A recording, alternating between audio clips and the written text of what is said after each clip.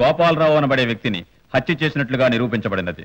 కానీ హతుడైన గోపాలరావు రాజు తల్లికి, బాబుని పిలువబడే మరో వ్యక్తి తల్లికి, మరికొందరు ఆడవాళ్లకు చేసిన అన్యాయాలను బట్టి ముద్దాయి రాజు గోపాలరావును ఉద్దేశపూర్వకంగా గాక ఉద్రేకపూర్వకంగా హత్య చేసినట్లు కోర్టు వారు భావించి ఇండియన్ పీనల్ కోడ్ సెక్షన్ 302 ప్రకారం ముద్దాయి రాజుకు 3 సంవత్సరాల కఠిన కారాగార శిక్ష విధించడమైనది.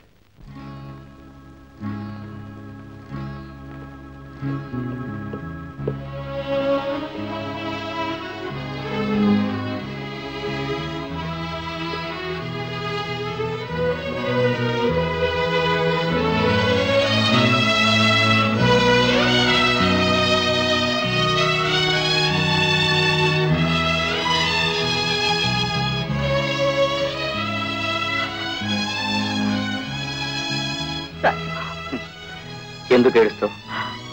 నేను తప్పు చేయలేదు. మంచిని ఎంతో కాలం కటకటాలనుకుంటలేరు. అన్నయ్య వచ్చేస్తాను తమ్ముడు.